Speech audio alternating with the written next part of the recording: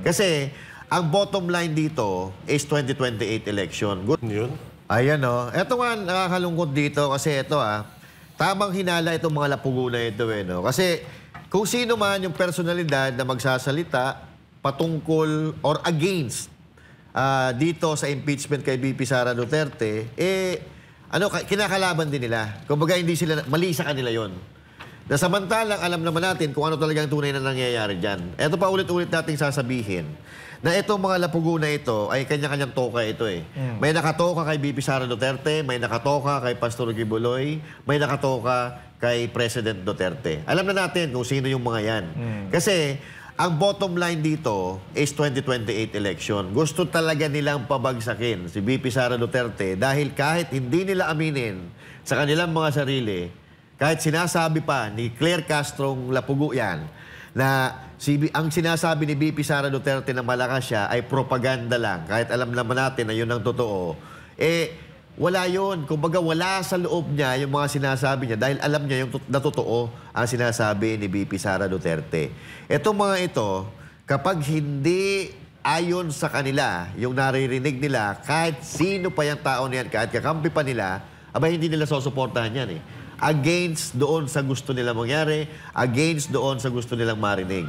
Pero ito, si VP Sara Duterte nga, pinaglalaroan lang sila Tinatawag silang, ano ba tawag dito? Bobo. Obob. Oo. Obob. May English tawag si VP Sara So, challenge, intellectually challenged ba yun? Parang ganun. Intellectually challenged. So, ibig sabihin, kung pagka sinabihan ka na ng gano'n ng isang tao, lalo na vice president na nagsasabi, kabahan ka na.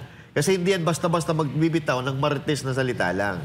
So kaya itong mga ito, ang gusto ito talaga mangyari, mawala si VP Sara Duterte, but VP Sara Duterte is standing still. Standing still because she knows that she has nothing to lose Mawala siya sa hindi siya makatakbong presidente, okay lang Nakuha na niya yung pangalawa sa pinakamataas na posisyon sa Pilipinas at nakuha ng ama niya, yung pinakamataas na posisyon sa larangan ng politika sa Pilipinas. So, ibig sabihin, lahat nandun na sa kanila lahat Wala silang dapat hihilingin. Bonus na lang kung si VP Sara Duterte ay magiging presidente. But the bottom line, ang ginagawa nilang ito para sa 2028 election. Wala nang iba. Oo. Yun. Alam nyo yung mapatungkol dyan sa usapin na yan. Gano'n naman daw talaga kapag Kasi isipin nyo hindi naman tayo, hindi naman mga Duterte, hindi naman mga kakampi ng mga Duterte ang sumisira sa kanila, kundi sila pa rin. Sila ang gumagawa. At ngayon, patuloy nilang ginagawa yon dahil nga feeling nila, gano'n daw talaga, pag nakapulburon ka, ang feeling mo parang ikaw yung malakas, maayos yung ginagawa mo, At yung sinabi mo kanina, Master, na lahat may mga toka-toka, meron talaga. Tsaka kung usapang impeachment lang talagang kung iisa-isahin mo yung mga impeachable na maipapataw kay Marcos, talagang yan, dami. Doon pa nga lang, usapan confidential fund lang, panalo na siya Correct. Diba? Yung flood control, yung... Wala kayang flood control na yan. Oo nga pala. Diba? Katulad niyan. Hanggang ngayon, talagang binibingo kayo. Nakakita ko ng flood control sa Saan ba yun? Sa Nabotas. Sa Nabotas, plywood. Plywood siya kasama. Ang ganda ng flood control mo. Ang ganda yan, 1.4 billion per day ang budget. Ang ganda. Sobrang tibay Mas matibay pa mukha ni Claire dyan Ang galing Galing yan, Sa totoo lang ito. Ayan, katulad nito, basahin natin. Ang daming pwedeng may impeach kay Marcos. Yung GAA, 241 billion. Flood control, 500 billion. Maharlika, 250. Gold reserve sold. Billion, 129. At meron pa iba. Ito, yung PhilHealth, GSIS, SSS, Land Bank, DBP Fund. Ito, yung Maharlika, tsaka yung Small Town Lottery na merong 14.3. Grabe, So, ang dami. billions. Billion yan, billion. Hindi lang yan milyon Samantalang yung kay Vice President Sara Duterte, 125 million. Bukod sa nakakabobo yun dahil isipin nyo maigi, confidential nga, tapos gusto nilang ungkatin. Tapos nanggaling pa yun kay Marcos mismo. Oo. Sa confidential fund ni Marcos na parang binitag talaga si BP Sara Duterte eh. Pinainan talaga siya eh. Kaya nga talagang kung yung impeachment na yan, sa totoo lang ginagawa na lang ni Nani. Kahit sila Marcos, sila Romualdez, alam naman nilang hindi may papasayan eh. Alam nila. Oo, kasi mahirap din talaga bukod sa nasisira na sila. Talagang ginagawa na nila yan para lang hindi mapansin yung pagnanakaw nila sa kaban ng bayan. Yan na lang yung ginagawa nilang pang-display sa mga ginagawa nila. Smoke screen. Ang hirap pag mahilig ka sa usok. Oo, hirap. Smoke kasi talaga eh. Ito bago si pare RJ, no? Yun din naman talaga sabi ni BP Sara Duterte. At napansin na rin naman natin yan. Na pagka medyo nasusukol na sila, gumagawa sila ng eksena.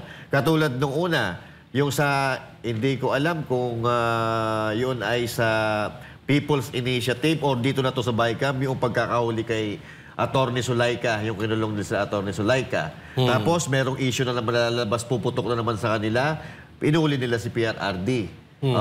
Tapos, yung kay Pastor Apollo si Kibuloy, ganun din. May mga issue na lumalabas patungkol sa kanila. Kaya, gumagawa sila ng malalaking issue para matatabunan yung issue na ikakapahamak nila. Ganun yun eh. Puro na lang puro na lang impeachment. Puro impeachment. Wala na. Doon na lang tumatakbo. Alam niyo, nakikita ko kasi dito, para ang impeachment kasi niyan, kaya nila pinupush yan, wala kasi silang nagagawa eh. Wala silang nagagawa sa gobyerno, kaya ang nangyayari, pinupush nila yung impeachment. Para nga naman, hindi pag-usapan yung mga bagay-bagay. Kagaya niyang bigas. Kagaya niyang flood control. Di ba, na-testing na naman ngayon. At mga partner, may nahuli na naman. Meron na naman? Meron na naman yung sa dagat na naman? Hindi sa dagat. Okay. Sibuyas. Sibuyas na to. Naman ngayon. Malamang sasabihin din yan sa zona. Malamang. Tapos, alam nyo, Ano daw problema doon sa sibuyas? smuggle daw. Smuggling. Smuggling. Ang dami-daming smuggle na sibuyas eh. Oo. Sus, Sige, balikan natin yung Tsaka, smuggling na yan. Ituloy mo, pare. ito kay Claire naman to. Wisdom has been chasing you, but you have always been faster. Nag-English pa Tagalogin natin. Hinahabol ka ng karunungan, pero nagmamadali ka. Nagmamadali kang sirain yung mga Duterte, kaya hindi mo naiintindihan. Ang nangyayari, nagmumukha ka talagang bobo. Yan. Diba? Nagmumukha ka talagang mangmang. Kasi hindi mo alam eh. Sa pagmamadali mong sirain yung mga Duterte, especially si BP Sara, sa pagmamadali mong dungisan yung pangalan ni BP Sara, atake ka ng atake na hindi mo pinag-iisipan. Ngayon, sinong lumalabas ng tanga? Sila. Ba siya? Sila. Oo. Kaya yan, sa pagmamadali mong umatake sa mga Duterte, bumabalik sa'yo. Kulang brain cells eh. Partner. But anyway, dapat ito sa mga to ine-excel sa China eh. Ay, sa West Philippines. Sa West Philippines. Ine-excel sa West Philippines. Nilulublob doon, no? Sa Sierra Madre. Tanga ka ba? Tanga ka pa rin ba? Tanga ka o bobo? Tanga ka o bobo? Matalino ka na? Tanga pa rin. Mag-iisip ka na. Hindi na po, tama na po. Ito dapat pag-usapan natin sa China, no? China naman. May tayo ng konti.